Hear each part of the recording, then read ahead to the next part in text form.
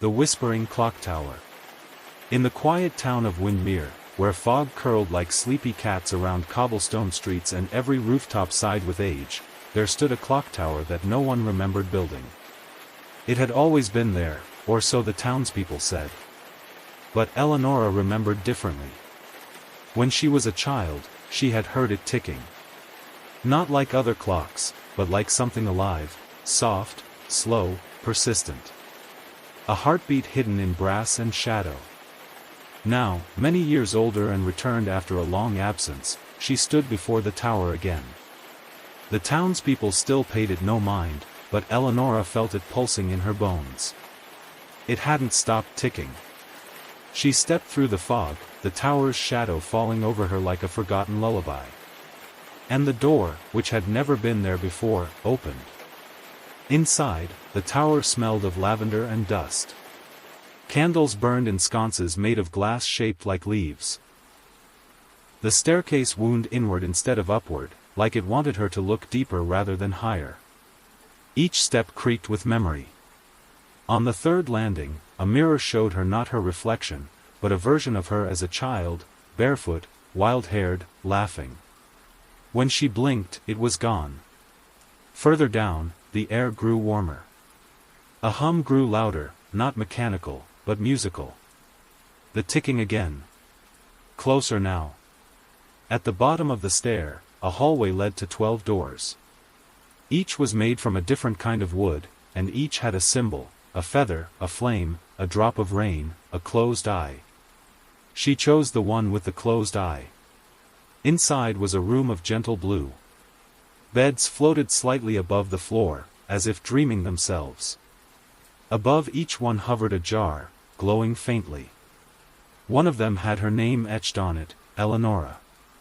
Inside, a swirl of silvery mist turned and turned. A figure approached. Not man or woman, not young or old.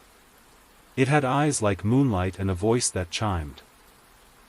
"You left this here," it said. "What is it?" she asked. "Your earliest dream." Still waiting to finish.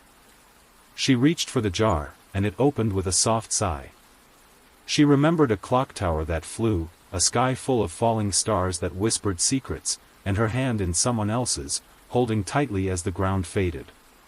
The dream ended with the ticking. But now, it began again. The next door led to a chamber filled with feathers. Enormous clock hands turned above, their motion so slow it felt like watching mountains breathe. Birds, made not of flesh but of parchment and ink, flew in lazy circles overhead. A nest sat in the middle of the room. Inside it, a clock with no hands. A small voice whispered from the shadows, "You have to find the hour it lost." Eleonora touched the clock and felt warmth. A memory unfolded. A girl waiting on a hillside. The sky turning violet. No one came. That hour never passed, the voice said. You must carry it forward. Eleonora placed the handless clock in her bag. The parchment birds folded themselves into a staircase. She climbed. And the ticking grew louder. The room was round, with high walls covered in framed paintings. As she entered, they all turned their eyes toward her. Each painting depicted a different version of the tower, in the desert, under the sea, floating in space.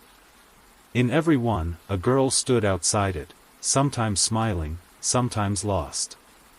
One frame shimmered. She approached. The girl inside it raised a hand and pointed to a shadow behind Eleonora. She turned quickly. Nothing. When she looked back, the painting was empty.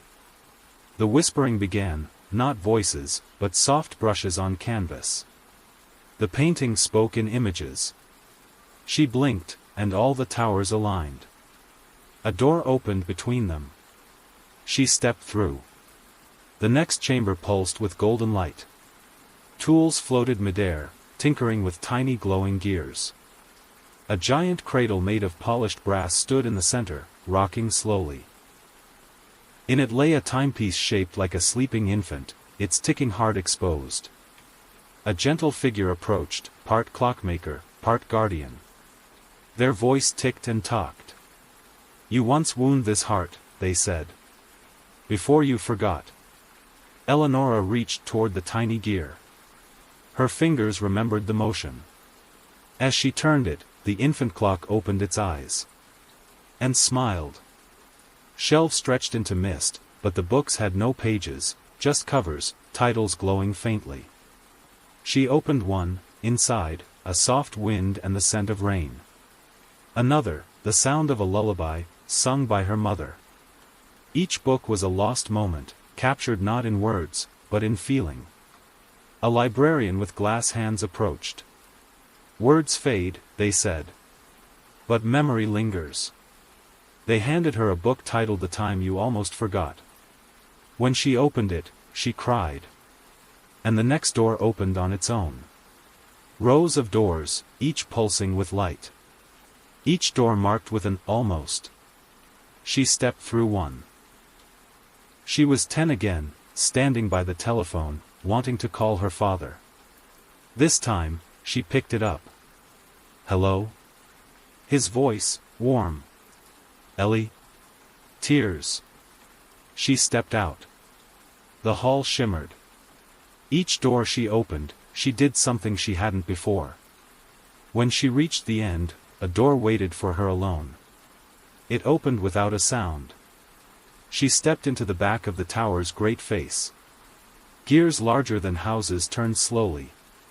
Behind them, the sky was made of stars and quiet song. She walked across the beams. Below, she saw 1,000 versions of herself in sleep, in laughter, in silence. She whispered, "Thank you." All the versions turned and smiled. And vanished. The final room at this level held a bell with no clapper. A man in robes of ash stood beside it. It only rings for one who has heard its silence. Eleonora stepped forward. She placed her hand against the bell. It was cold, then warm. Then, sound. A note that echoed through all the tower. The man bowed. You may continue. A spiral staircase grew from the floor. And the ticking welcomed her back. The hall shifted. Snow lifted off the floor and formed a spiral staircase glowing with ice-blue light. She followed it up into a chamber filled with frost lanterns, glass orbs hanging from invisible threads, each containing a scene, a fireplace, a farewell, a silent wish whispered to no one.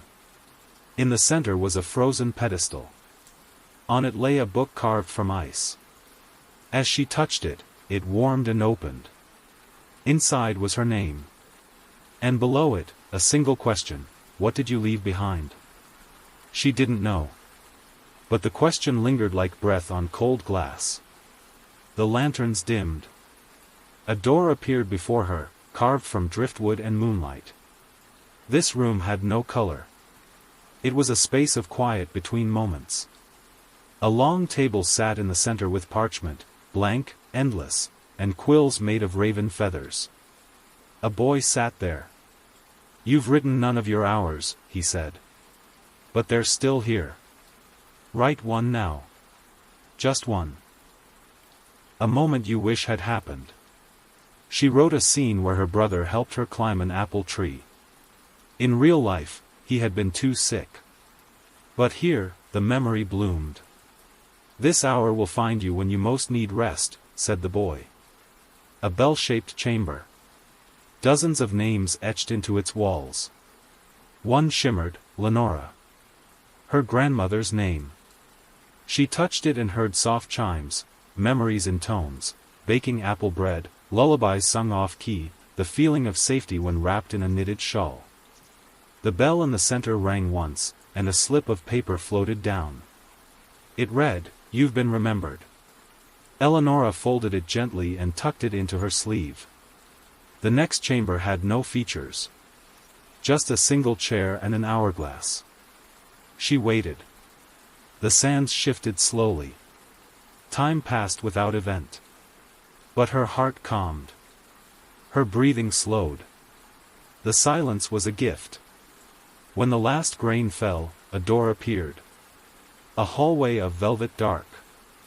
Along the walls, moments from her life played like films. But with no sound. Her first day of school. Her first goodbye. Her first snowfall. Then one film played of her crying. Alone. Afraid. She reached out. And from the silence, a lullaby rose. Not from the film. From her. She hummed it, finishing what once had no sound. The scene smiled. Wood and brass filled the air with fragrance. Gears on every table turned themselves. Drawers opened and closed in rhythm. In the center, a great timepiece, shattered. She began to fix it without knowing how. Her hands moved from memory older than herself. As the final gear clicked into place, a heartbeat echoed. The tower approved. A courtyard under a glass dome. Trees with leaves of ticking silver. Children ran between them, some with wings, others glowing. One child waved. "Do you remember us yet?" She almost did. He placed a seed in her palm. "Plant this when you return." Return? But he was gone. A circular pool reflecting not her face, but her truth. She knelt. In the water, she saw herself at every age, every fear, every hope. No lies. The surface shimmered. "You are known," it said. She wept. Not from sadness.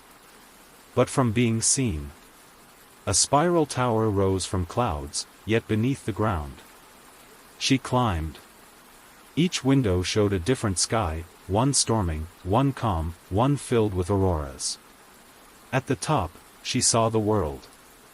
Not as it was. But as it could be. She rang a bell there. And light poured through the cracks in her memory. The spiral bridge of starlight wound upward through soft winds that whispered fragments of songs Eleonora only half remembered. Each step shimmered beneath her feet, fading behind her as she climbed. Soon, the wind thickened and shaped itself into a glass corridor, suspended high above a sleeping forest. The wind-glass path. The corridor curved and bent like a ribbon caught in a dream. Along its sides floated panels of memory, some flickering, others steady. She saw herself dancing barefoot in summer rain, hiding in a cupboard during a storm, and standing silently beside her brother's hospital bed. The wind spoke in fragments. Time listens when you speak softly. The tower wakes when you stop running. She is almost ready. At the end of the path stood a silver gate wrapped in vines of smoke. As Eleonora stepped forward, the vines recoiled and the gate opened soundlessly. And beyond it, the wind stilled entirely. It was the most silent place Eleonora had ever known. No ticking. No wind. No breath. Just stillness. The chamber was circular, lined with ancient sand clocks, all frozen mid-drip. At its center, a suspended orb of water hovered in midair, glowing softly. Eleonora stepped inside and time stopped. She looked around, the orb shimmered with inner movement, but everything else was perfectly still. Her heartbeat slowed until it matched the pulse of the orb. She reached toward it. The orb cracked. And spilled a vision into the air. Her as a baby, placed before the tower by her mother. A whispered promise, she will remember when the world forgets. Eleonora gasped. A sand clock nearest her began to drip once more. The others followed. Time resumed. The orb dissolved. And a staircase of moonlight appeared beneath her feet. The staircase led to a vaulted hall with a ceiling shaped like a turning calendar. The walls were lined with tiny drawers, each labeled with a date, and a name. She passed drawers marked with her own birthdays, some she remembered, others she had forgotten. One drawer was missing entirely. Its slot was dark, the label gone. She felt drawn to it. A small girl appeared beside her, translucent and glowing. "That one is the day you stopped believing," she said. Eleonora touched the space where the drawer should